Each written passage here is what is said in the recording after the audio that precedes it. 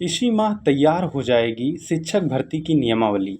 ऐसी न्यूज़ जब निकल कर के आ रही है तो हाँ ठीक है, थोड़ा खुशी की न्यूज़ देखने को मिल सकती है। हालांकि ऐसी न्यूज़ पहले भी निकल कर के आती रही हैं, लेकिन इसमें बेसिकली जो यूपी टीजीटी पीजीटी वाले हैं और असिस्टेंट प्रोफेसर के जो कुछ पोस्ट निकाली गई थी, वो अपनी एग्ज़ाम डेट को लेकर के असमंजस की स्थिति में थे।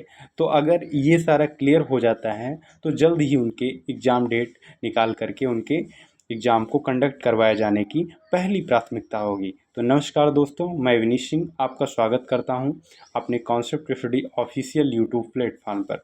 देख लेते हैं न्यूज़ है क्या इसमें पूरी की पूरी। तो उत्तर प्रदेश शिक्षा सेवा चयन आयोग ने शिक्षक भर्ती के लिए नई नियमावली तैयार करने की प्रक्रिया शुरू कर दी है। 2 हफ्ते में प्रस्तावित नियमावली पर आयोग अपनी मुहर लगा सकता है। इसके बाद जून के अंत तक इसे शासन से मंजूरी मिलने के आसार हैं। यह प्रक्रिया पूरी होने के बाद आयोग नई भर्ती के लिए विज्ञापन जारी करेगा। 2 शिक्षक भर्तियां 2 वर्षों से लंबित पड़ी हैं। इसमें अशासकीय माध्यमिक विद्यालयों में टीजीटी पीजीटी के 4163 पद और अशासकीय महाविद्यालयों में असिस्टेंट प्रोफेसर के 1017 पदों पर भर्ती शामिल है। और हालांकि जो दोनों भर्तियां हैं पुराने विज्ञापन हैं, इसलिए उसी के तहत ही कराने की तैयारी है। लेकिन माध्यमिक शिक्षा सेवा चयन बोर्ड और उच्चतर शिक्षा सेवा आयोग को शिक्षा सेवा चयन आयोग में समाहित किए जाने के कारण कुछ जो औपचारिकताएं होनी हैं, इसके लिए नई नियमावली जो आनी है उसका इंतज़ार इसमें करना पड़ सकता है। वही कुछ दिनों पहले लखनऊ में सीएम ने उच्च शिक्षा के अफसरों के साथ बैठक कर भर्तियां शीघ्र ही शुरू करने के कड़े निर्देश दिए हैं।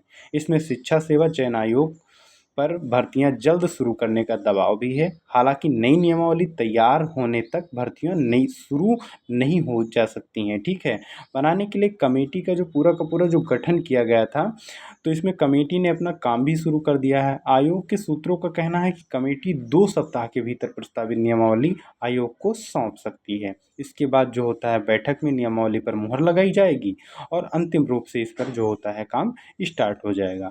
अब इसमें आप देख सकते हैं कि इसमें कितने जो होता है संख्या में इसमें आवेदन आए, क्या है पूरी की पूरी ये जो होता है 13 लाख से अधिक जो होता है टीजीटी पीजीटी के लिए असिस्टेंट जो प्रोफेसर थे उसके लिए 1.14 लाख जो अभ्यर्थी थे। इसमें जो होता है वो बेसब्री से अपनी एग्ज़ाम डेट को लेकर के इंतज़ार कर रहे हैं। अच्छा, आप ये भी कहेंगे कि ऐसी न्यूज़ तो निकल कर के आती ही रहती, इसमें ख़ास क्या है? तो ख़ास मैं आपको एक चीज़ ये बता दूं कि अभी जो लोकसभा चुनाव हुए, आम चुनाव जिनको बोला जाता है, वो हुए, जिसमें जो बीजेपी गवर्नमेंट थी, यानी यहाँ पर राज्य सरकार में उसकी सरकार है, उसके बावजूद उसको जो होता है उसकी उम्मीद के उलट परिणाम देखने को मिले। हालांकि यहाँ जो होता है उसका एनडीए जो गवर्नमेंट है, पूरा का पूरा जो उसका गठबंधन है, वो अच्छा परफॉर्मेंस नहीं कर पाया। तो इसलिए वो अपने जो होता है इस फेलियर को देखते हुए उसमें एक विचार कर रहे हैं कि आखिर में इतनी कम सीटें उनको कैसे मिली। अब जो होता है उसमें एक रोजगार का मुद्दा, बहुत बड़ा मुद्दा उसमें देखने को उनको मिला। ठीक है, और बेरोजगारी, रोजगार, ये पूरा का पूरा जो मुद्दा था, और साथ ही साथ महंगाई, वो सब तो है ही, लेकिन रोजगार अगर मैं इसमें देखूं तो बहुत बड़ा मुद्दा था। तो इसलिए आप देख ही रहे हैं कि लगातार उत्तर प्रदेश के जो मुख्यमंत्री हैं योगी आदित्यनाथ जी, उनके द्वारा लगातार मीटिंग हो रही हैं और आने वाले जो भी समय होंगे वो यहाँ पर रोज़गार की दृष्टि से बहुत ज़्यादा महत्वपूर्ण होंगे, क्योंकि उनका विधानसभा चुनाव भी आने वाला है।